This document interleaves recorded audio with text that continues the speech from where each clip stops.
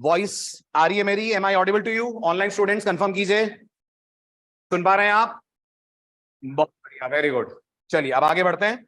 Last lecture में अपन ने complete कर लिया था कौन सा टैग? हेड टैग और हेड टैग के सभी चाइल्ड टैग्स, जिसमें से 5 आपके बहुत काम आएंगे। छठवां तब काम आएगा जब वेबसाइट्स को लाइव करेंगे और बिजनेस के पॉइंट ऑफ व्यू से वेबसाइट को करेंगे प्रमोट, और वो छठवां टैग था मेटा टैग। ठीक, अब हमें आगे बढ़ना है और अब हमें बात करनी है बॉडी टैग की। तो टाइटल डालिए फटाफट आज का, the body tag. The body tag. Audio video सब क्लियर है ऑनलाइन स्टूडेंट्स? अगर क्लियर है तो क्लियर लिखिए।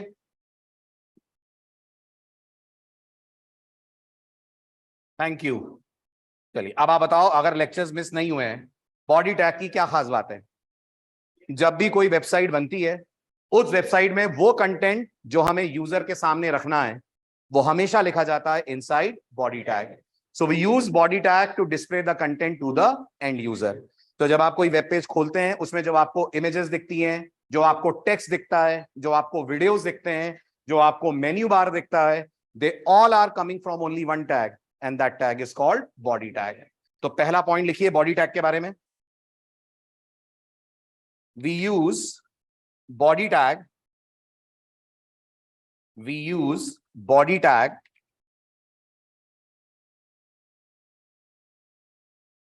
to add the content to our web page which is to be shown to the user, which is to be shown to the user। जो भी हमें content user को show करना है वो कंटेंट हम लोग लिखते हैं अपने बॉडी टैग के अंदर। ये क्लियर हुआ? Very good. बॉडी टैग के कितने चाइल्ड टैग? मैंने कुछ हिंट दिया था, अगर आप भूले ना हो। मैंने आपसे कहा था जो हेड का चाइल्ड नहीं है वो सब बॉडी के चाइल्ड हैं। अनगिनत चाइल्ड, गिनने बैठेंगे तो कई सारे चाइल्ड आएंगे, इसलिए बॉडी के चाइल्ड याद रखना मुश्किल है। आप तो ये याद रखो, उन 6 के अलावा जितने टैग आएंगे, कौन से? बोलो बोलो फटाफट नाम। बेस और टाइटल और लिंक और स्टाइल और स्क्रिप्ट और मेटा, इन 6 के अलावा जितने आएंगे सब बॉडी के चाइल्ड है। बस एक स्पेशल बात है, स्क्रिप्ट दोनों का चाइल्ड होता है। कौन दोनों? हेड भी और बॉडी भी। अभी टेंशन मत लीजिएगा, क्यों सर? फिर कैसे डिसाइड करेंगे कि स्क्रिप्ट को कहां लिखते हैं? वो डिसाइड करेंगे जब हम पढ़ेंगे जावास्क्रिप्ट। यानी जावास्क्रिप्ट का कोड आप हेड में भी लिख सकते हो, जैसा कि आपने लास्ट लेक्चर में पढ़ा, और आप जब जावास्क्रिप्ट पढ़ोगे तब आप देखोगे हम जावास्क्रिप्ट का कोड बॉडी में भी लिखते हैं। जावास्क्रिप्ट के स्क्रिप्ट टैग के अलावा जितने हेड के थे वो सारे हेड के ही चाइल्ड हैं, वो बॉडी के चाइल्ड नहीं होंगे। मेटा कभी बॉडी में नहीं आता, टाइटल कभी बॉडी में नहीं आता, लिंक कभी बॉडी में नहीं आता, स्टाइल कभी बॉडी के अंदर नहीं आता, बेस कभी बॉडी के अंदर नहीं आता। बस बॉडी के अंदर एक टैग आता है जो हेड में भी आता है, और वो है स्क्रिप्ट टैग। अभी नहीं पढ़ेंगे उसके बारे में, वो पढ़ेंगे जब डिस्कस कर रहे होंगे जेएस, दैट इज जावास्क्रिप्ट। तो मैं लिखूंगा all the tags which are not child tags, all the tags which are not child tags of head are child tags of body. Okay, like कुछ के एग्जांपल्स दे रहा हूं, ठीक है? अभी सोचिएगा मत, पढ़े तो नहीं अभी अपन ने, पढ़ेंगे धीरे धीरे। Like P, table, IMG. नाम से कुछ अंदाजा लग रहा है कौन क्या करता है? बिल्कुल लग रहा होगा। कौन क्या करता है?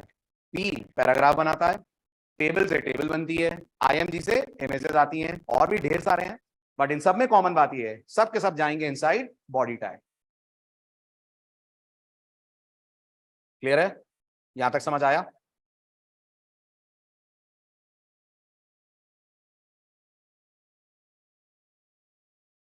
डन, ठीक है। अब बहुत ही ध्यान से सुनिएगा, अगला पॉइंट ऑफ डिफरेंस। पूरी एचटीएमएल में रोज ये बात हमारे बीच में होगी, पूरी एचटीएमएल में रोज टाइटल नहीं आएगा, पूरी एचटीएमएल में रोज बेस नहीं आएगा, लेकिन पूरी एचटीएमएल में रोज हम जब तक टैग्स पढ़ेंगे ये बात आएगी जो आपसे मैं करने जा रहा हूं, ठीक है? और हम, आप लिखिएगा मत, जब बोलूंगा तब उतारिएगा। अब हम पढ़ने जा रहे हैं बॉडी टैग के जो चाइल्ड टैग्स होते हैं वो कितनी कैटेगरीज में डिवाइडेड हैं। अगर आपने थोड़ी बहुत भी प्रोग्रामिंग करी है तो ये कैटेगरी शब्द बहुत जगहों पर आपने सुना होगा। फॉर एग्जाम्पल, लूप की कितनी कैटेगरी होती है? तो प्रोग्रामिंग बोलती है 2, एंट्री कंट्रोल्ड और एग्जिट कंट्रोल। बिल्कुल ऐसे बॉडी टैग के कितनी तरह के चाइल्ड टैग्स होते हैं? तो जवाब है category of child tags of body tag. Body tag में ध्यान से सुनना, दो तरीके के चाइल्ड टैग्स लगाए जाते हैं। जो मैं लिखने जा रहा हूं वो टैग्स नहीं है, वो उन टैग्स की कैटेगरी है। एक को बोलते हैं अपन ब्लॉक लेवल टैग्स, या इनको अपन ब्लॉक लेवल एलिमेंट्स, और दूसरे को हम लोग बोलते हैं इनलाइन टैग्स या इनलाइन एलिमेंट्स। बोलिए फटाफट। बॉडी टैग के दो कैटेगरीज के चाइल्ड टैग होते हैं। यानी अगर मैं मान लूं बॉडी टैग के 100 चाइल्ड टैग हैं, ये 100 के 100 दो में से किसी एक कैटेगरी को बिलोंग करेंगे ही करेंगे। या तो ये कहलाएंगे ब्लॉक लेवल, नहीं तो ये कहलाएंगे इनलाइन। और आपको सबसे पहले इसी डिफरेंस को समझना है, इससे पहले कि आप बॉडी में एक लाइन का भी कोड लिखें, क्योंकि जो कोड लिखेंगे उसका जो आउटपुट आएगा वो समझ में आए। इसके लिए जरूरी है जानना what are block level elements and what are inline elements. उतारिए इतना, पहले टाइटल डालिए categories of child tags of body tag. Categories of child tags of body tag. Body tag के कितनी तरह के चाइल्ड टैग होते हैं? तो नीचे दो क्लासिफिकेशन उतारिए, फिर मैं इनकी थ्योरी लिखवाता हूं। Categories of child tag of body tag. Categories of child tag of body tag.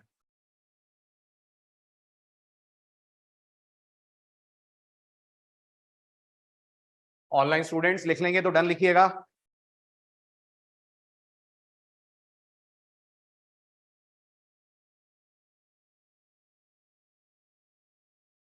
शुरू करें।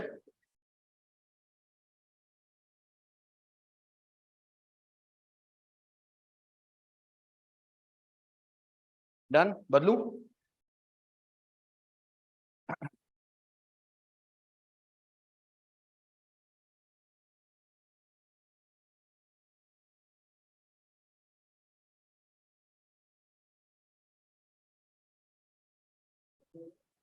ब्लॉक लेवल एलिमेंट्स, आप ब्लॉक लेवल एलिमेंट्स भी बोल सकते हो, टैग्स भी बोल सकते हो।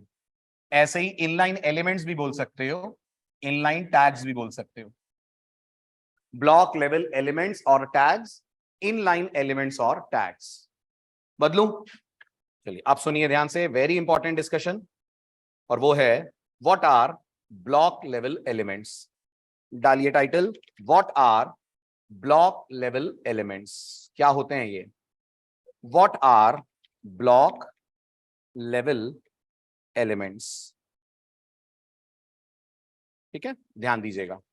ब्लॉक लेवल एलिमेंट्स उन्हें कहा जाता है एचटीएमएल में जिन्हें जब आप अपने वेब पेज पे रखते हैं तो उनका कंटेंट कितना भी बड़ा हो, वो पूरी रो की चौड़ाई, चौड़ाई माने विड्थ, को करते हैं ऑक्यूपाई। फिर सुनिएगा, ब्लॉक लेवल एलिमेंट्स वो होते हैं जिनका कंटेंट कितना भी बड़ा हो, लेकिन जब वो पेज पे आएंगे तो जिस रो में आएंगे, एचटीएमएल ऐसे चलती है ना, हॉरिजॉन्टल ऐसे एक एक लाइन करके वर्टिकल ऑर्डर में, तो जिस रो में वो आएंगे उस पूरी रो को वो कर लेंगे ऑक्यूपाई। एक एग्जांपल से मैं आपको बात समझाता हूं, फिर नोट्स पे आता हूं। ये जो पी टैग है, यूज करा है आपने?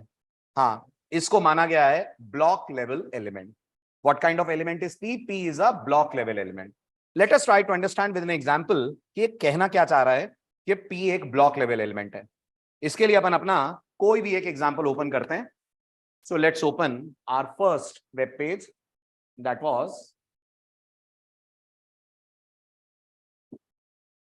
index.html। ठीक है, अब इसको सिंपल, बल्कि मैं इसको सेव एज करके नया बना लेता हूं। ऐसा करते हैं, नहीं तो आपको कंफ्यूजन होगा। आपसे ये पेजेस आपसे शेयर भी हो जाएंगे। तो हम पढ़ने जा रहे हैं the difference between block level element. तो मैं इसका नाम दे रहा हूं block level 1।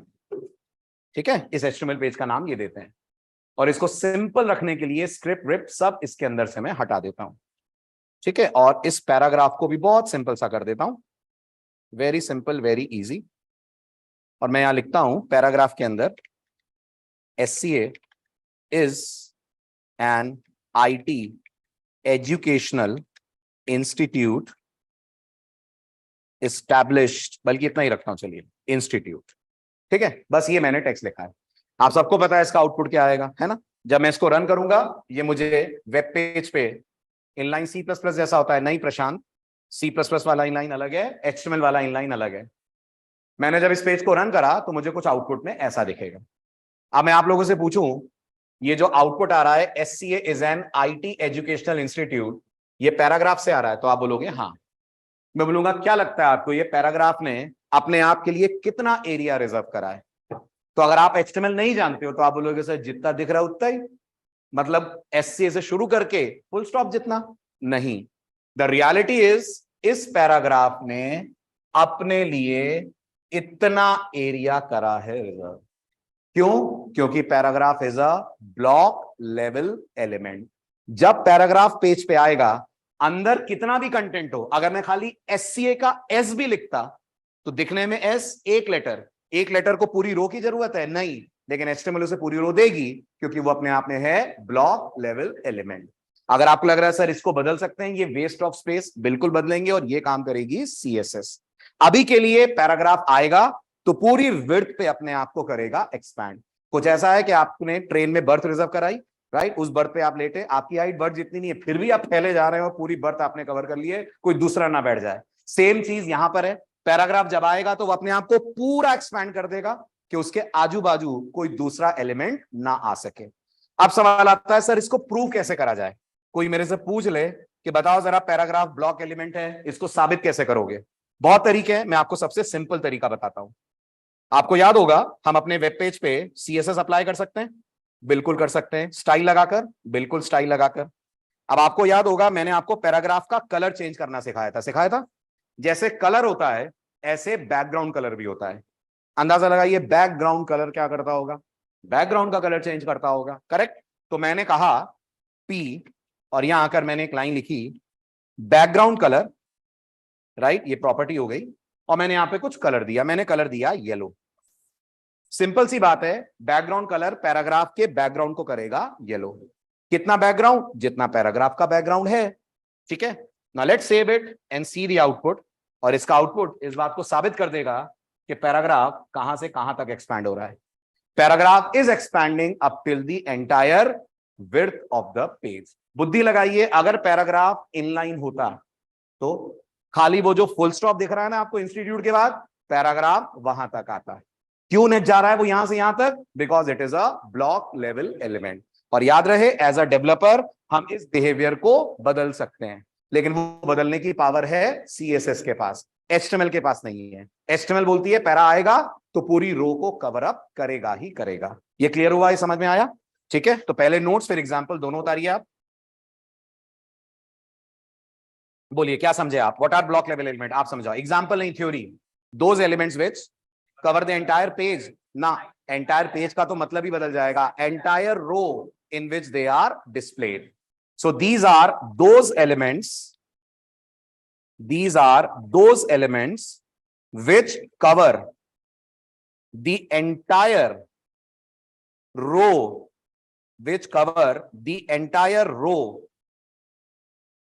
in which they are displayed, जिस रो में इनको डिस्प्ले करा जाता है उस पूरी रो की विड्थ को ये ऑक्यूपाई कर लेते हैं, इन which they are displayed. Clear हुआ? ठीक है, अब बुद्धि लगाइए, पैराग्राफ के बाद कुछ भी देंगे तो कहां जाएगा? नेक्स्ट रो पे जाएगा। इसका मतलब बैकस्लैश बिल्ट इन। हाँ, बैकस्लैश बिल्ट इन। अभी 2 दिन पहले पढ़ रहे थे, न्यू लाइन के लिए BR लगता है। पैराग्राफ बोलता है तुम मेरे बाद कुछ दोगे, वो अपने आप ही अगली लाइन पे आएगा, क्योंकि मैंने जगह ही नहीं छोड़ी कि कोई मेरी रो में मेरे राइट पे आ पाए। इसका मतलब any element added after them,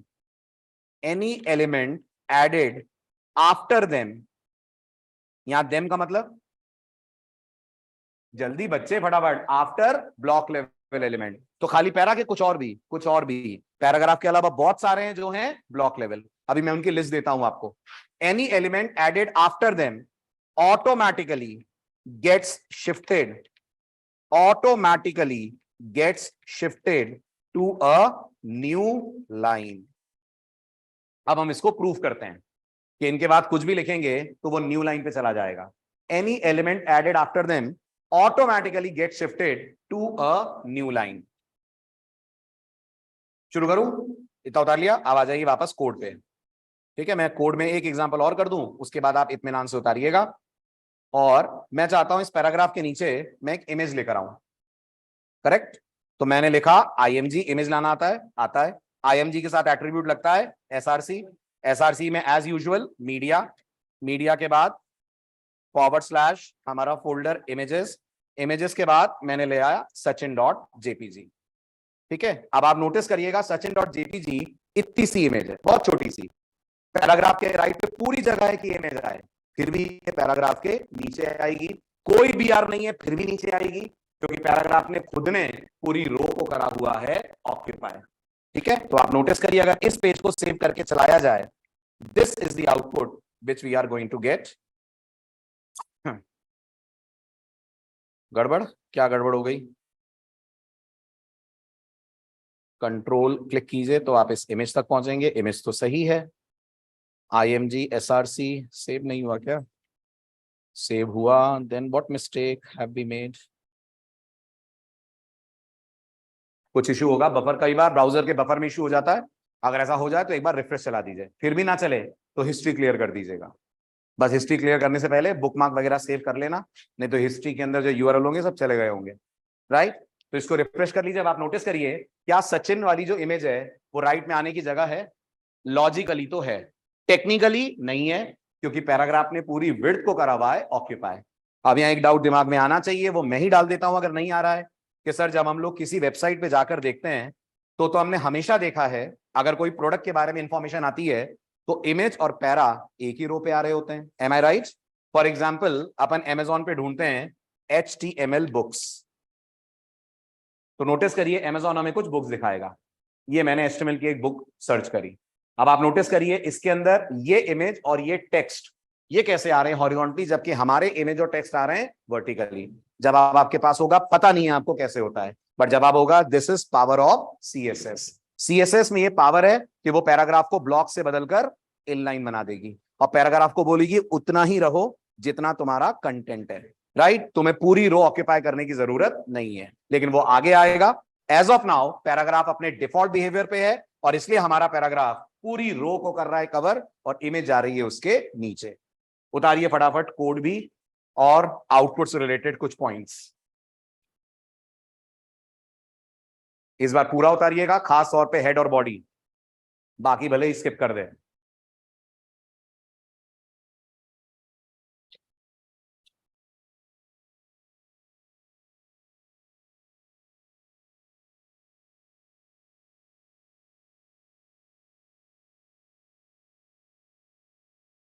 sir इससे ब्लॉक लेवल टैग क्यों कह रहे हैं? ब्लॉक लेवल इसलिए कह रहे हैं बेटा, क्योंकि ये पूरी विड्थ को कवर कर रहा है ना, पूरा एक ब्लॉक बना दे रहा है, इसलिए ब्लॉक लेवल बोल रहे हैं। पेज की हर रो को एक ब्लॉक की तरह देखा गया है। अभी थ्योरी ओपन कर रहा हूं, अभिषेक कोड उतार लो आप लोग पहले। थ्योरी के लिए जगह छोड़ दो, कोड उतार लो। पहचानेंगे कैसे? याद रखना पड़ेगा दीपक, उसी से आप पहचानेंगे।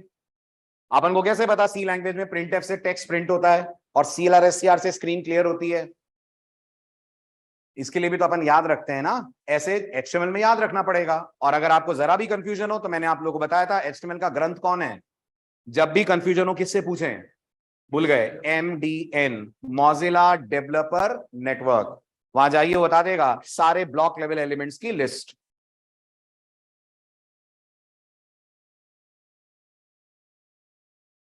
हो गया? नोट कर लिया? ऑनलाइन स्टूडेंट्स कर लेंगे तो डन लिखिएगा।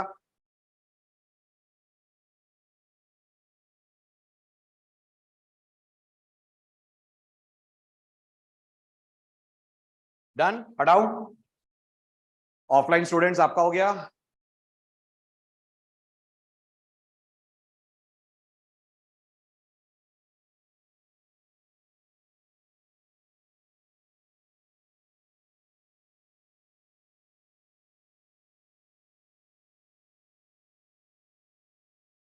इसे ब्लॉक लेवल टैग क्यों नहीं बोल रहे? ब्लॉक लेवल ही तो बोल रहे हैं बेटा। क्यों नहीं बोल रहे हैं? किसने कहा नहीं बोल रहे हैं? ब्लॉक लेवल है वो, पैराग्राफ ब्लॉक लेवल ही तो है जी। कहाँ एंटर, हाँ क्योंकि HTML के अंदर एंटर का कोई रोल नहीं है, एंटर की जगह BR लगता है, BR फॉर लाइन ब्रेक। जैसे सी लैंग्वेज में मैं 4 प्रिंटफ लिखूं, आउटपुट एक रो में आएगा। सी लैंग्वेज में मैं 4 प्रिंटफ लिखूं, आउटपुट एक रो में आएगा, भले ही कोड में मैंने इन्हें एक के नीचे एक लिखा है। न्यू लाइन के लिए बैक स्लैश लगाना पड़ेगा, ऐसे HTML में BR लगाना पड़ता है। हर्ष अनम्यूट करो बेटा, क्या पूछ रहे हो, माइक ऑन करो। हर्ष इज हैविंग सम डाउट्स, तो मैं हर्ष के डाउट सॉल्व कर दूं, बाकी लोग भी देखें वो क्या पूछ रहे हैं, इफ यू कैन रिलेट।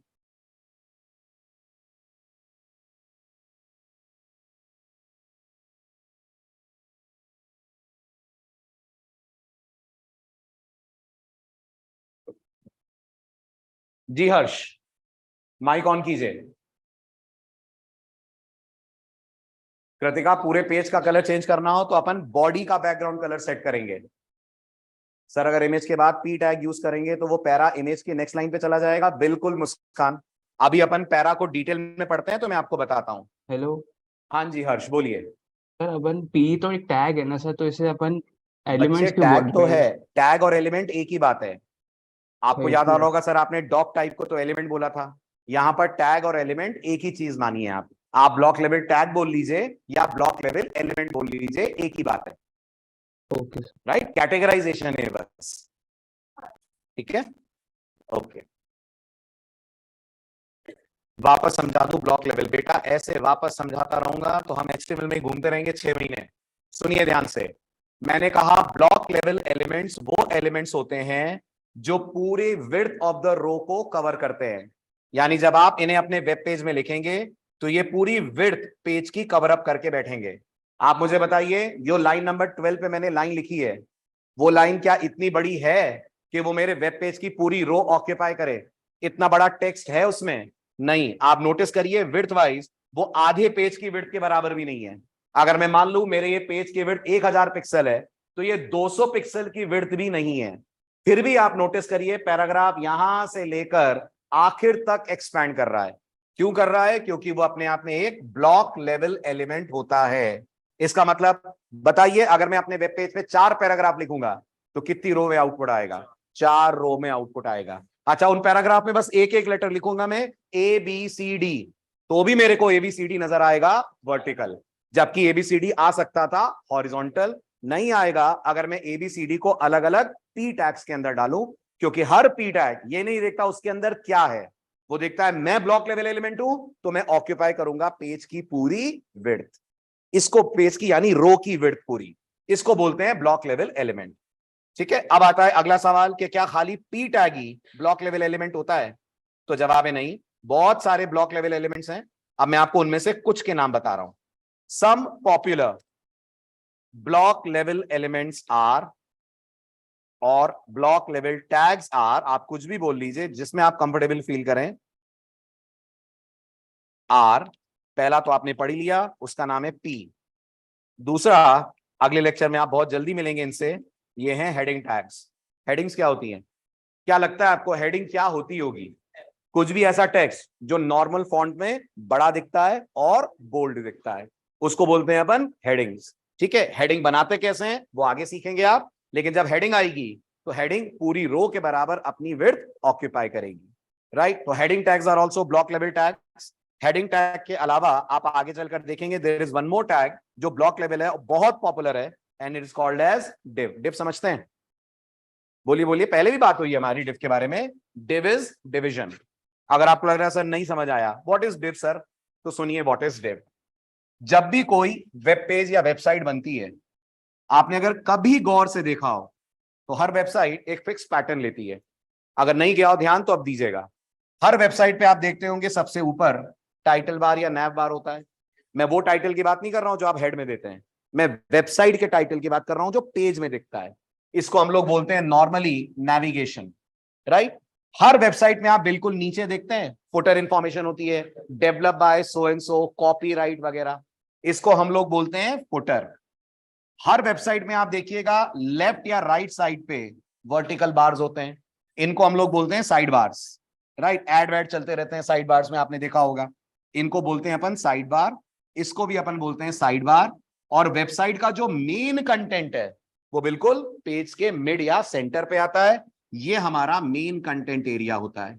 अब सवाल है, एक वेब पेज को ऐसे सेक्शंस में ब्रेक कौन करता है? तो आप समझ गए होंगे, ये सारे सेक्शन बनाए जाते हैं एक टैग से, जिसको हम बोलते हैं डिव। डिव का फुल फॉर्म डिवीजन। डिवीजन का यहां वही मतलब है जो इंग्लिश में है, डिवीजन मतलब विभाजित कर देना। तो आप अपने पेज को अलग अलग पार्ट्स में डिवाइड कर देते हो, और ये करने के लिए आप यूज करते हो डिव टैग। कोई भी वेबसाइट आप खोल लो, उसमें सबसे ज्यादा जो टैग आपको यूज होता हुआ दिखेगा, इट इज डिव टैग। और पता है ना आपको वेबसाइट में कौन सा टैग यूज हो रहा है, कैसे देखते हैं? बहुत सिंपल है। जिस भी टैग के बारे में जानकारी चाहिए हो, से फॉर एग्जांपल आप अमेजॉन पे हैं, अब आपको पता करना है अमेजॉन में, से फॉर एग्जांपल इसी को देख लेते हैं अपन। अब आप ये नोटिस करिए, ये आपको हॉरिजॉन्टली 4-5 इमेजेस एक साथ नजर आ रही हैं। ये आईएमजी तो है ही, ये तो पक्की बात है, बट इस आईएमजी को रखा गया है किसके अंदर, जरा देखिए तो, इंस्पेक्ट करिए तो आप ध्यान से देखिए, यहां कुछ दिखेगा आपको। Can you see this? IMG is wrapped inside another tag whose name is div tag। ये सबसे ज्यादा यूज होगा, और जब हम CSS की तरफ बढ़ रहे होंगे तब हम इस टैग से डिटेल में मिलेंगे। तो आपके वेब पेज की लेआउटिंग करने का जिम्मेदार जो सबसे इंपॉर्टेंट टैग होता है वो होता है div। तो आपके दिमाग में जो पिक्चर है, आप उसे div के थ्रू ब्राउजर को समझाते हो। ये नेविगेशन का डिवीजन, ये साइड बार का डिवीजन, ये फुटर का डिवीजन, ये मेन कंटेंट। और div अपने आप में कैसा है? ब्लॉक लेवल है। पर मुझे समझ नहीं आया, ब्लॉक लेवल है तो ये इमेजेस हॉरिजॉन्टल कैसे आ रही हैं? CSS से आ रही है। ये पावर दी है CSS ने कि डिवीजन ब्लॉक लेवल है, फिर भी CSS इस डिवीजन को कैसे कर रहा है? CSS इस डिवीजन को कर दे रहा है हॉरिजॉन्टल, राइट? सो ये डिवीजन है, बहुत ही इंपॉर्टेंट टैग है। बिल्कुल लेक्चर मिस मत करिएगा, वरना डिजाइनिंग में बहुत बड़ी चीज आप लैग कर जाएंगे अगर ये डिव मिस हो गया। सो ये सारे अपने आप में कहलाते हैं ब्लॉक लेवल एलिमेंट। अच्छा इतने ही है? नहीं, मैंने एटसेट्रा लिखा है, और ये भी आपके ऊपर डिसीजन छोड़ूंगा मैं। अब मैं आपको टैग्स पढ़ाऊंगा, आप आउटपुट देखेंगे और खुद बताएंगे ये ब्लॉक लेवल है या नहीं है। और जो ब्लॉक लेवल नहीं है वो इनलाइन होगा, जो ब्लॉक लेवल नहीं है वो इनलाइन होगा। अब आ जाते हैं इनलाइन पे। लिखिए, लिख लिया आपने? ऑनलाइन स्टूडेंट्स आपने उतार लिया some popular block level tags के एग्जांपल? लिख लिया हो तो डन लिखिए फटाफट।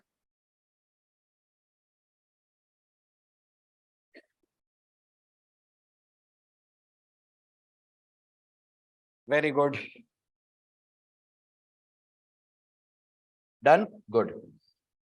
अब आते हैं अगले सवाल के जवाब पे। What are inline element? Can you tell me what are inline element? Example नहीं, थ्योरी बताओ। अरे ये मत बोलो यार, ये तो मैंने ही बोला है, जो ब्लॉक नहीं है वो इनलाइन है, ऐसा थोड़ी है। मैं पूछ रहा हूं व्हाट आर इनलाइन एलिमेंट्स, क्या होते होंगे ऐसे एलिमेंट जो पेज पे उतना ही विड्थ कवर करते हैं जितना उनका कंटेंट है, जितना डेटा उसके हिसाब से उनकी विड्थ होगी, right? So these are those elements which cover only that much width on the row which is equal to their content, which is equal to their content, which is equal to their content। पहली बात। दूसरी बात, इनकी अपनी कोई default formatting नहीं होती है। They do not have any default formatting of their own. They do not have any default formatting of their own। ठीक है? Now let us discuss an example। Inline में div tag यूज होता है क्या? नहीं आलोक, div type ब्लॉक लेवल है, but मैं फिर बता रहा हूं आपको, जो ब्लॉक है वो इनलाइन बन सकता है, हाँ या ना? और जो इनलाइन है वो ब्लॉक बन सकता है, हाँ। सब उलट पलट हो सकते हैं with the help of CSS। HTML कहती है मेरी तरफ से ये ब्लॉक है, ये इनलाइन है। प्रोग्रामर CSS से ब्लॉक वालों को इनलाइन और इनलाइन वालों को कर सकता है ब्लॉक। इतनी पावर है CSS के पास। जी नहीं ना, आपको कई बार 2 डिव ऐसे चाहिए, 2 पैराग्राफ ऐसे चाहिए। अब इनलाइन में ऐसा कोई नहीं है ना जो टेक्स्ट के लिए यूज हो, इसलिए पैराग्राफ चाहिए तो पैराग्राफ को ही इनलाइन करवाना पड़ेगा। सर HTML से इनलाइन को ब्लॉक नहीं कर सकते? नहीं रुचि, HTML से इनलाइन को ब्लॉक नहीं करते, ये पावर CSS के पास है। चले आगे, क्लियर हो गया? ठीक है, अब आते हैं अपन कुछ एग्जाम्पल पे। फिर आकर चलो ये एग्जाम्पल भी यहां लिख ही देता हूं, आप नोट्स एक ही बार में लिख लो। Some popular inline elements are, some popular inline elements are, कौन कौन है? IMG, ये इनलाइन है, हाँ ये इनलाइन है, राइट। अगर आपको याद हो तो हम SCLite से दो इमेजेस लाए थे, सी और जावा, और मैंने जानबूझ के इमेजेस के बीच में BR लगाया था, तो वो इमेजेस आ रही थी वर्टिकल, ना लगाता तो वो इमेजेस आती हॉरिजॉन्टल। हाँ, अगर इमेज ही बहुत बड़ी है, उसकी खुद की विड्थ बहुत बड़ी है, तो अगली इमेज नीचे आएगी, लेकिन अगर इमेज नॉर्मल विड्थ की है तो वो इमेज इनलाइन होगी, और अगला इमेज या अगला एलिमेंट उसके बाद दिखेगा आपको। ठीक है, तो इमेज एक इनलाइन एलिमेंट है। फिर एक टैग का बहुत बेसब्री से इंतजार है आपको, बड़ा कंफ्यूज करा है इस टैग के ना आने ने आपको। कौन है टैग? एंकर। आप इसको किसके जैसा मान रहे थे? लिंक।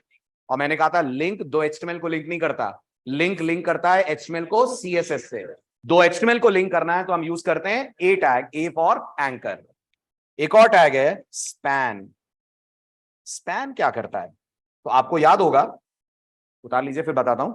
लास्ट लेक्चर में हम फ्लिपकार्ट पे गए थे और हमने कैमरा की प्राइस ₹1 कर दी थी। तो वो जो प्राइस लिखी हुई आती है, छोटा सा सेक्शन जो आपको अपने वेब पेज पे दिखाना है, उस पे कोई फॉर्मेटिंग करनी है, वो करते हैं यूजिंग स्पैन। एग्जांपल देखिए, आप ज्यादा बेटर समझेंगे मेरी बात, फिर मैं अपने कोड में आपको स्पैन लगा के दिखाता हूं। अगेन अपन चलते हैं, कुछ सर्च करते हैं। So let's move on to Amazon main page, और यहां पे मैं सर्च करता हूं OnePlus। ठीक, तो मैंने OnePlus का डिवाइस सर्च करा, ये मेरे पास OnePlus से रिलेटेड कुछ इंफॉर्मेशन आ रही है। ठीक है, इसको मैंने ओपन करा। नाउ प्लीज टेल मी, क्या प्राइस है इस मोबाइल फोन की?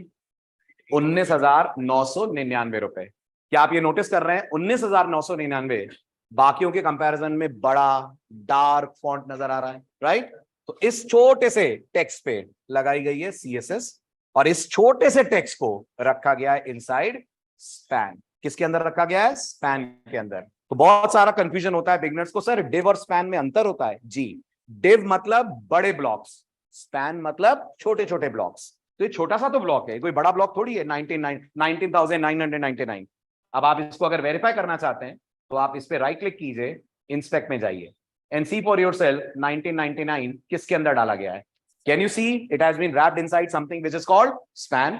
और अगर आपको लग रहा है ये क्लास, ये ऑब्जेक्ट ओरिएंटेड प्रोग्रामिंग वाली क्लास है, नहीं, ये CSS की क्लास है। इस स्पैन के इन्होंने CSS के थ्रू कराया अप्लाई। आपने भी लिखा ना इनकी कोई फॉर्मेटिंग नहीं होती। अगर इनकी कोई फॉर्मेटिंग नहीं होती तो ये 1999 इतना डार्क और इतना बड़ा कैसे आ रहा है? तो इस पे फॉर्मेटिंग लगाई है CSS ने। अपने आप में ये नॉर्मल टेक्स्ट की तरह ही दिखता। तो स्पैन मतलब a very small section on your web page. जैसे अब मैं आपसे अगर बोलूं कि मेरे एग्जाम्पल में मेरे को इस पूरी लाइन में सिर्फ SCA का कलर चेंज करना है। किसका कलर चेंज करना है? सिर्फ SCA का। अगर मैंने यहां लिखा कलर कोलन और मैंने लिख दिया मान लीजिए क्रिम्सन, तो can you please tell me किसका कलर चेंज होगा? वेरी गुड, पूरे टेक्स्ट का कलर चेंज हो जाएगा। 2 मिनट रुकिए ऑनलाइन स्टूडेंट्स, में ले रहा हूं आपकी क्वेरीज, पहले जो मैं समझा रहा हूं उस पर फोकस करिए। तो अब आप नोटिस करिए, क्या ये पूरी लाइन का कलर बदल गया? SC is an IT educational institute. मुझे तो ये करना ही नहीं था, मुझे तो सिर्फ SCA का कलर चेंज करना था।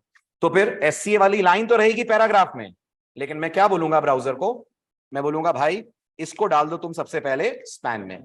अच्छा, एक और मजेदार बात, स्पैन जब लगता है तो आउटपुट देखकर आपको पता ही नहीं चलेगा कि यहां पर स्पैन लगा हुआ है ना। इस बात को समझने के लिए अपन CSS को बिल्कुल गायब कर देते हैं। थोड़ी देर के लिए CSS को बिल्कुल हटा दिया मैंने। अब आप मुझे बताइए, देखकर लग रहा है आपको SCA स्पैन में? नहीं लग रहा ना? थोड़ा सा जूम कर रहा हूं पेज ताकि आप लोग अच्छे से देख पाए। कहीं से नहीं पता चल रहा होगा कि SCA के दोनों तरफ स्पैन है, बट है। अब अगर अपन जाते हैं अपने CSS वाले सेक्शन में और यहां पर बोलते हैं हमें पैरा नहीं, किसका कलर बदलना है? स्पैन का। और अब मैं बोलता हूं कलर कोलन क्रिम्सन, अगर इतना लिख देता हूं तो पूरा टेक्स्ट ब्लैक में SCA क्रिम्सन कलर में आएगा। यही Amazon वालों ने करा हुआ है। मैंने कलर चेंज करा है, उन्होंने फॉन्ट को बड़ा और बोल्ड करा हुआ है। वो हम कर सकते हैं जब CSS डिटेल में पढ़ेंगे। So what is span? A tag which is used for applying CSS to a small section on our web page. And what is div? Div is a tag which is used to create bigger sections on the page. बड़े sections के लिए div, छोटे छोटे sections के लिए span. और आप जो बोलोगे इस पे वो फॉर्मेटिंग स्पैन लगा देगा. अगर आपको लग रहा है सर एससीए का मुझे फॉन्ट बदलना है, ये भी कौन सा फॉन्ट है? Times New Roman. मैं चाहता हूं एससीए किसी और फॉन्ट में आए, स्पैन में जाकर फॉन्ट सेट कर दीजिए, बाकी टेक्स्ट आएगा टाइम्स न्यू रोमन में, एससी आएगा स्पैन वाले फॉन्ट में. That is the role of span tag. Example उतार लीजिए फटाफट, आगे बढ़े. थ्योरी उतार ली थी ऑनलाइन स्टूडेंट्स, आपने उतार ली थी थ्योरी? ठीक है, अच्छा एक मिनट रुक जाइए. अब ये तो प्रूफ करा ही नहीं हमने कि इमेजेस इनलाइन होती हैं, है ना, वो भी प्रूफ कर रहा हूं मैं. तो अब मैंने इस इमेज के बाद एक और इमेज रखी और मैंने कहा SRC equal to media slash images slash Big Ben ले लेते हैं. ठीक है, देखिए अब ये मेरे पास दो इमेजेस हैं. मैंने अपने पेज पे दोनों वर्टिकल लिखी है, एम आई राइट? लेकिन आउटपुट देखिए कैसा आ रहा है. Are they getting displayed in the same row? Yes, they are getting displayed in the same row. Why so?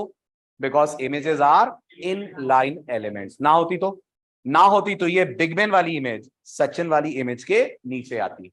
अभी ला सकते हैं, हाँ ला सकते हैं BR लगाकर, लेकिन बाय डिफॉल्ट इमेजेस होती हैं इनलाइन. समझ आ रहा है? क्लियर हो रहा है? उतारिए फटाफट. स्पैन भी से एक एग्जांपल में हो गया और मीडिया वाला पार्ट भी हो गया, और इसको मैं सेव एज कर दे रहा हूं. This is our inline example. So this will be inline example 1.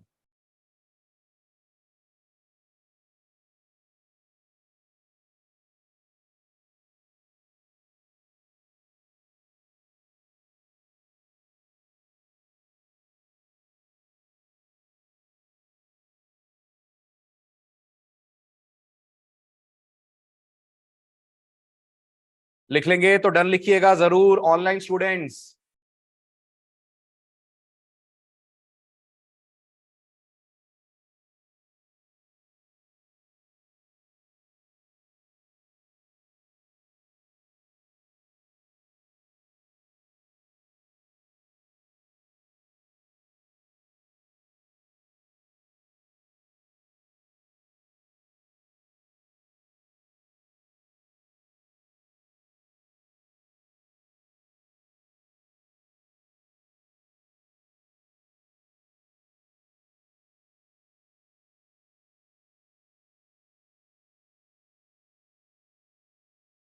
Voice नहीं आ रहा है क्योंकि मैं कुछ बोल नहीं रहा हूं.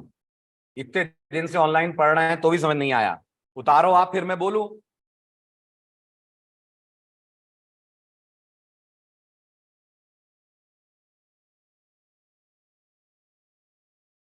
हो गया?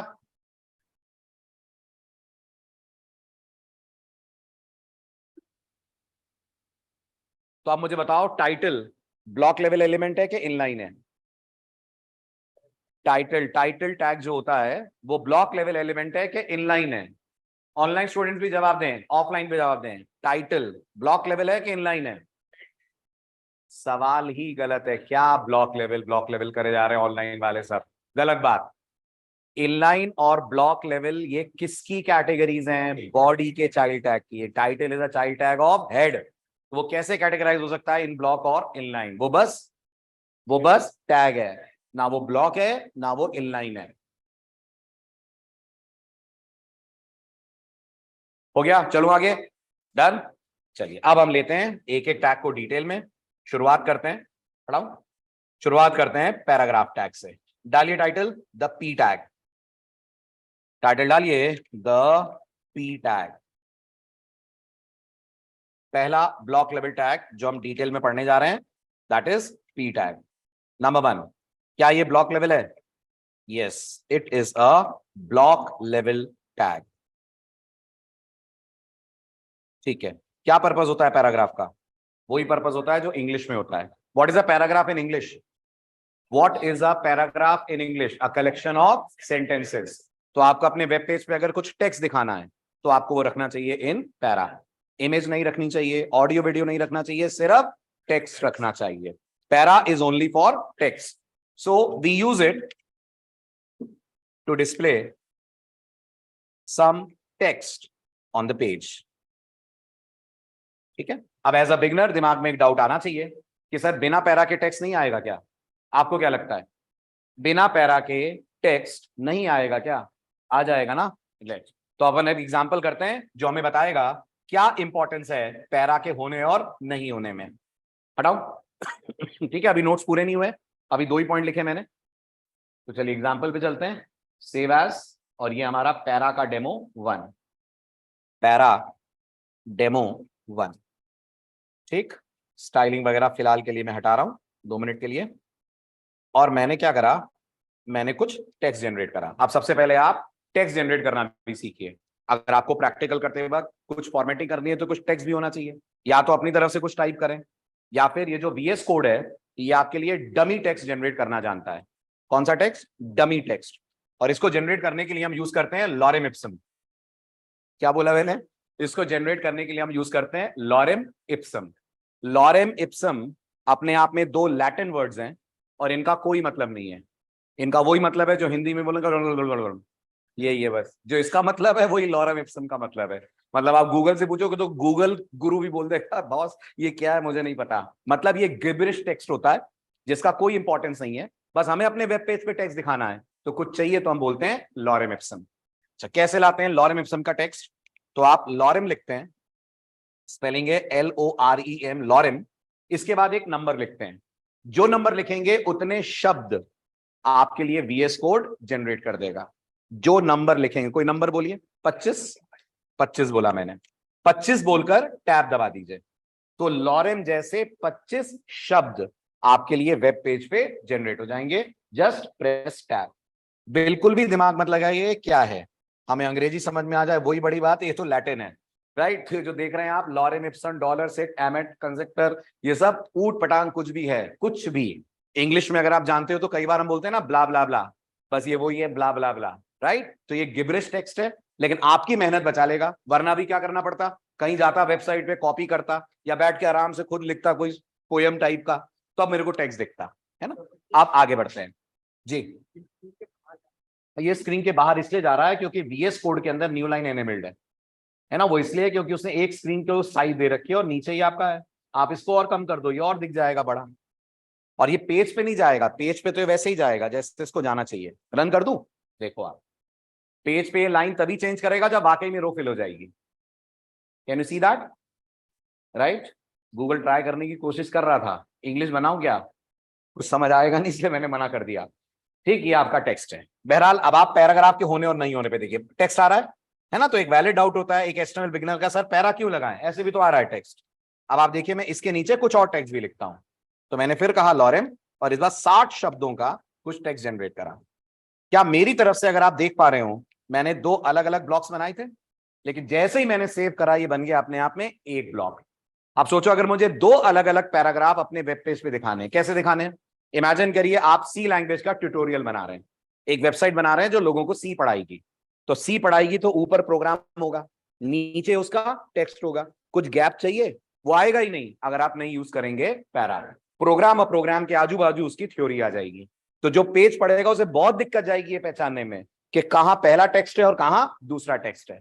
जैसे अब आप इस पेज को ही देखिए, आउटपुट वाइज बड़ा सा एक टेक्स्ट का ब्लॉक आपको दिखेगा, समझ ही नहीं आ रहा पहला पैरा कहां खत्म हो रहा है और दूसरा कहां से शुरू हो रहा है। तो हाँ जी, हाँ, तो BR लाइन ब्रेक करेगा बेटा, लाइन ब्रेक करेगा। लाइन ब्रेक और पैराग्राफ ब्रेक में फर्क है, अभी दिखाता हूं मैं क्या फर्क है, अभी दिखाता हूं। ठीक है, अब अपन चाहते हैं कि अपन यही काम करें with the help of para. तो मैं इसको हटाता हूं, इसको हटाने के बाद इस पूरे को भी डिलीट करता हूं। मैं सबसे पहले लिखूंगा P टैग, P टैग के अंदर लिखूंगा मैं लॉरेम और लॉरेम 25। क्या बोला मैंने? VS कोड को मैंने कहा इस पैराग्राफ के अंदर 25 शब्दों का कुछ डमी टेक्स्ट दे दो। और VS कोड इतना स्मार्ट है कि बोलता है भाई तुम अगर चाहो तो एक ही बार में पैरा और लॉरेम दोनों आ जाएंगे। अभी आपने देखा मैंने पैरा बनाया, अंदर गया, अंदर जाकर लिखा लॉरेम 25। मैं एक ही बार में पूरा टेक्स्ट जनरेट कर सकता हूं। P ग्रेटर देन, ये क्या है? ये सब शॉर्टकट्स हैं। किसके शॉर्टकट? VS कोड के। जैसे विंडोज में Ctrl+C, Ctrl+S, Ctrl+V होता है, बिल्कुल ऐसे VS कोड के शॉर्टकट्स हैं। तो आप लिखेंगे P ग्रेटर देन लॉरेम, और आपको कितने शब्दों का चाहिए टेक्स्ट? मुझे 60 का चाहिए। तो मैंने कहा 60, ये मेरे लिए क्या करेगा? 2 चीजें जनरेट करेगा, एक तो पैराग्राफ, और पैराग्राफ के अंदर 60 वर्ड्स का डमी टेक्स्ट। टैब दबाइए, ऑटोमेटिकली आपके लिए पैराग्राफ बन गया होगा, अंदर उसके 60 शब्द आ गए होंगे। अब जरा आप आउटपुट पे जाकर देखिए तो नोटिस करिए वो अलग और ये अलग पैरा दिख रहा है ना। आप मेरे से बोल सकते थे सर बीआर भी तो ला सकते हैं। बीआर लाइन चेंज करता है, पैराग्राफ जनरेट नहीं करता है। और अगर आपको लग रहा है फर्क होता है लाइन और पैराग्राफ में, बहुत बड़ा फर्क होता है, मैं आपको दिखाता हूं। देखिए अब मैं थोड़ा ढंग का टेक्स्ट लिखूंगा तो आपके लिए समझना आसान होगा। ये मेरा पैरा, इस पैरा के अंदर मैंने कहा this is first para, okay. और फिर मैंने एक पी लिखा, दिस इज सेकेंड पैरा, ठीक है। जब मैं इस पेज को रन करूंगा मैंने अपनी तरफ से कोई बीआर दिया है? नहीं दिया है, लेकिन ये दोनों लाइनें आप देखिएगा पैराग्राफ की तरह वर्टिकल दिखेंगी और बीच में देखिएगा गैप कितना आ रहा है, जरा नोटिस कीजिए। और अगर आप बता पाए तो मजा आ जाए। कितने का गैप आ रहा है? लग रहा है आपको ये एक न्यू लाइन है? ये 2 न्यू लाइन के बराबर का गैप है। अगर आपको लग रहा है क्यों एक का गैप नहीं है, ये नहीं, ये एक का नहीं है, मैं आपको एक का गैप दिखाता हूं। एक का गैप जानने के लिए अपन इसी कोड को, अप्रोच को हाइड कर दो ना एक मिनट, इसको एक का गैप दिखाने के लिए अब मैं इसको सेव करता हूं विद द नेम पैराडेमो2। एक ही पैराग्राफ के अंदर मैं दोनों लाइनें लिखता हूं, जैसा कि आप मुझे सजेस्ट कर रहे थे कि सर आप बीआर लगाकर ऐसे भी तो कर सकते हैं। This is first para, BR, this is second para, correct. अब आप इसका आउटपुट और पिछले पेज दोनों के आउटपुट को कंपेयर कीजिए। दोनों ही आपके सामने मैं ओपन रखूंगा, ये आपके पहले दूसरे पेज का आउटपुट है। Look at the gap and look at the gap, is there a difference? Yes. वहां पैराग्राफ के अंदर आपको 2 न्यू लाइन आ रही है, क्यों आ रही है वो भी सुन लीजिए। पी टैग की एक खास बात है, हर पी टैग अपने खत्म होने के बाद और अपने शुरू होने के पहले एक न्यू लाइन देता है। क्या बोला मैंने? हर पी टैग अपने खत्म होने के बाद और अपने शुरू होने के पहले एक न्यू लाइन देता है। क्या आप ये नोटिस कर रहे हैं ऊपर वाले टेक्स्ट के ऊपर भी एक न्यू लाइन आ रही है? Can you notice that? This is first para के ऊपर भी गैप आ रहा है। क्यों आ रहा है? क्योंकि वो पी टैग की आदत है, वो शुरू होने से पहले और खत्म होने के बाद एक न्यू लाइन देगा। तो एक्चुअल में दिस इज फर्स्ट पैरा और सेकंड पैरा के बीच में 2 गैप आ रहे हैं, क्योंकि एक न्यू लाइन पहले पैराग्राफ में दी है, दूसरी न्यू लाइन दूसरे में दी है। अगर आपको लग रहा है मुझे नहीं पसंद ये बिहेवियर, वी हैव डॉक्टर साहब अवेलेबल एंड आवर डॉक्टर साहब इज सीएसएस, आप उनको बोलिए वो इलाज करेंगे पैराग्राफ का। लेकिन बाय डिफॉल्ट जो पैराग्राफ की आदत है वो यही है, वो अपनी तरफ से एक न्यू लाइन खत्म होने पर और एक न्यू लाइन शुरू होने के पहले दे रहा है। इसलिए don't ever think BR and para are same. BR एक पैराग्राफ में लाइन बदलेगा। फॉर एग्जाम्पल आप जब प्रोग्राम लिखोगे एचटीएमएल के अंदर, आप सी लैंग्वेज का प्रोग्राम यूजर को दिखाओगे, तब लगाओगे आप BR, am I right? Int a semicolon BR, printf enter a number BR, scanf, और जब बंदा पेज देखेगा तो int a printf scanf उसको नजर आएंगे वर्टिकल। वो बीआर का काम होता है। पैरा का काम होता है ग्रुप ऑफ टेक्स्ट को दूसरे ग्रुप से अलग करना, राइट? गुड। तो ये पैराग्राफ के बारे में आपने पहली लाइन लिखी, दूसरी भी लिख देता हूं। क्या खास बात है पैराग्राफ की? एक न्यू लाइन बंद होने के बाद और एक न्यू लाइन शुरू होने के पहले पैराग्राफ जनरेट करते हैं। So they automatically generate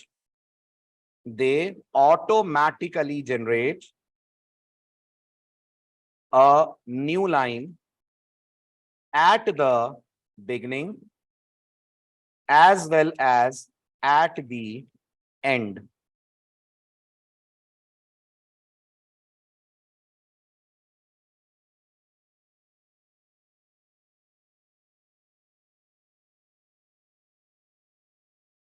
clear है? अब इनकी एक और खास बात है, बदलू टेक्स्ट हो गया, आप लोगों ने लिख लिया, ऑनलाइन स्टूडेंट्स डन। बस ये लास्ट पॉइंट कवर अप करते हैं।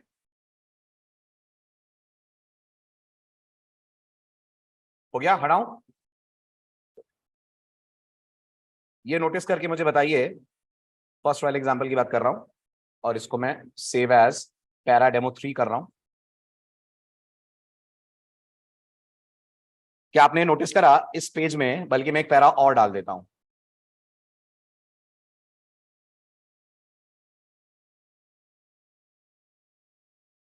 ये हमारा एक पैराग्राफ खत्म हुआ, ये हमारा दूसरा पैराग्राफ स्टार्ट हुआ और ये दूसरा पैराग्राफ खत्म हुआ और ये हमारा तीसरा पैराग्राफ स्टार्ट हुआ। This is third para. Did you notice ये तीनों पैरा वर्टिकल आ रहे हैं, लेकिन पेज के कौन से साइड पे आ रहे हैं? पेज के कौन से साइड पे आ रहे हैं? तो आप बोलोगे लेफ्ट, बाई तरफ। So when I am running the page, I am getting 3 paragraphs, but all of them are aligned towards left side. आप चाहें तो पैराग्राफ का ये अलाइनमेंट कंट्रोल कर सकते हैं, बट याद रहे the correct way of doing this is CSS। But कुछ इलाज हम घर पे भी कर लेते हैं, थोड़ा बहुत, डॉक्टर के पास हर बार नहीं जाते हैं।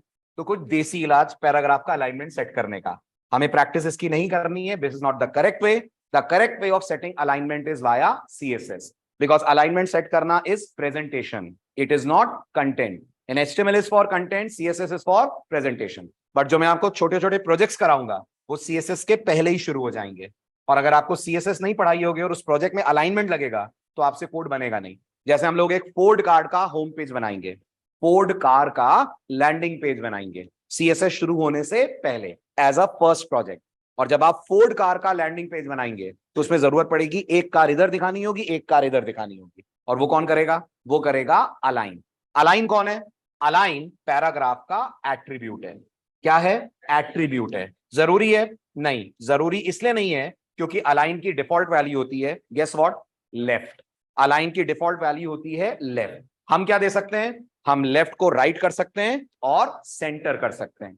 तो मैं चाहता हूं ये जो 3 पैरा है, पहला वाला लेफ्ट आए, दूसरा वाला सेंटर आए और तीसरा वाला राइट आए। कैन यू हेल्प मी? आप मेरी मदद कर सकते हैं? पहला वाला लेफ्ट आए, दूसरा वाला सेंटर आए, तीसरा वाला राइट आए। Can you help me? If yes then how? पहले वाले में क्या लिखूं? तो आप बोलो सर कुछ मत लिखो, पहला वाला डिफॉल्ट ही लेफ्ट आएगा। दूसरे वाले में आपने बोला सर ये एट्रीब्यूट है, तीनों एट्रीब्यूट टैग के बाद दिया जाता है। तो मैं लिखूंगा यहां पर अलाइन। नोटिस करा आपने, अलाइन का कलर रेड हो गया, क्यों? Not the correct way, deprecated है। Correct way is to go for CSS। ऐसा किसी और का भी कलर रेड हुआ था, हाँ, फॉन्ट टैग का, right. Align is equal to, और अलाइन इज इक्वल टू मैंने लिख दिया सेंटर, और इधर मैंने लिख दिया para align is equals to, और मैंने लिख दिया राइट। अब आप नोटिस करिए when we will run this page, हमें तीनों पैराग्राफ अलग अलग डायरेक्शन में दिखेंगे। अच्छा एक और बात, सेंटर किसका सेंटर? पूरे पेज का या रो का? रो का। पेज के सेंटर पे आपके कंटेंट को लाने की power, again it is in the hands of CSS। अगर आपसे कोई बोले ये एक वेब पेज है, इसके सेंटर पे फोटो दिखाओ, तो फोटो दिखाना तो आता है, बट हमारी फोटो आएगी लेफ्ट। अगर हम ये वाला भी यूज कर लेंगे अलाइनमेंट, तो फोटो रो के सेंटर पे आएगी, नॉट पेज का सेंटर। फर्क है रो का सेंटर और पेज का सेंटर। रो का सेंटर टॉप के सेंटर पे होगा, पेज का सेंटर पूरे स्क्रीन के सेंटर पे होगा। तो ये अभी अपने रो के सेंटर पे आएगा। तो अगर मैंने इस पेज को रन करा, you can see the effect. ये है अलाइनमेंट का काम। जो पहला वाला है वो लेफ्ट अलाइंड है, दूसरा वाला सेंटर, और तीसरा वाला राइट अलाइन। तो आखिरी थ्योरी ये लिख रहा हूं, उतारिए and then note down the example. By default, paragraphs are left aligned. By default, paragraphs are left aligned, but we can change the alignment using CSS or using align attribute in HTML. Using align attribute in HTML. तो क्या syntax हुआ align attribute का? Can you please tell me? जल्दी जल्दी लिखना रोक कर syntax बताओ। पैरा, पैरा के बाद अलाइन, अलाइन को या तो दो लेफ्ट, नहीं देना है तो दो राइट, नहीं देना है तो दो सेंटर। केस सेंसिटिव है left right centre? Left right centre case sensitive है? नहीं। कैपिटल दे दो, स्मॉल दे दो, सब चलेगा, लेकिन देना है आपको कोट्स के अंदर।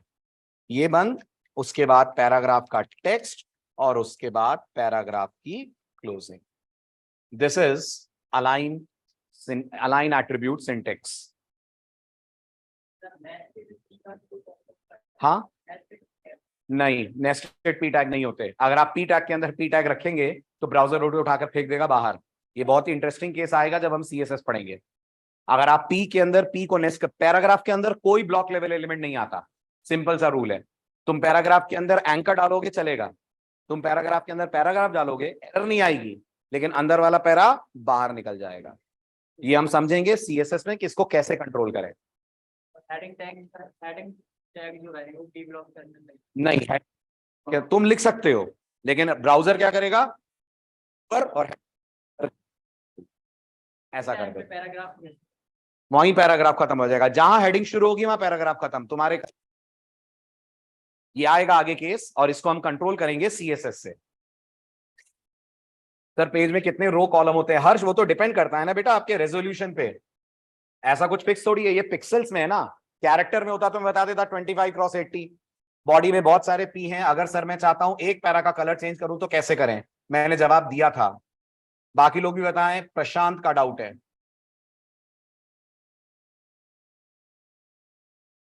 पढ़िए। आता अभी आपको नहीं है ये करना, लेकिन आपको तरीका पता है, बताया था मैंने कुछ। अगर मेरे पास मल्टीपल पैराग्राफ्स हैं और मुझे किसी एक पैराग्राफ का कलर चेंज करना है, तो मैंने कहा था ये काम करेंगे आईडी से, और वो हम सीखेंगे इन सीएसएस। अभी अगर मैं पैरा पे स्टाइल लगाऊंगा तो सारे पैराग्राफ्स का कलर चेंज हो जाएगा। हमें एक का कलर बदलना है तो ये काम करा जाएगा यूजिंग आईडी।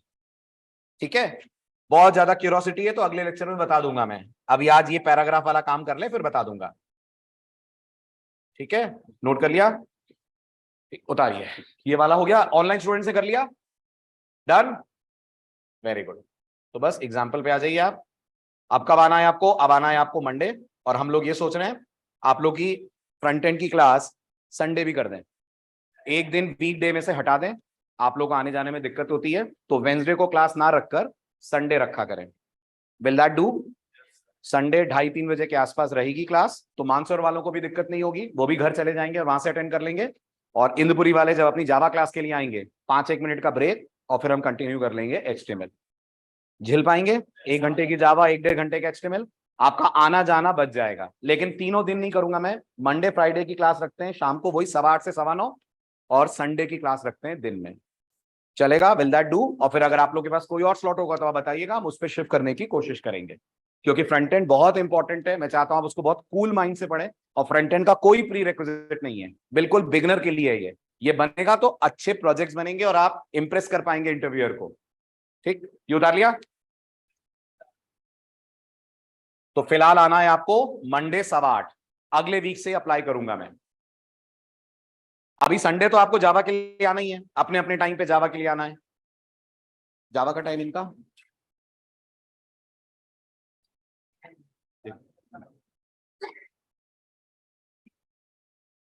बता रहा हूं दुर्गेश, जावा का टाइम बता रहा हूं, 2 मिनट वेट कर ले, स्क्रीनशॉट शेयर करवा दूंगा मैं पेजेस शेयर करा दूंगा ना, स्क्रीनशॉट तो आप चला के देखोगे तो खुद ही मिल जाएगा। एचटीएमएल के एग्जांपल शेयर कर दूंगा, ठीक है। कल जावा की क्लास, हाँ, मानसौरव वालों की है।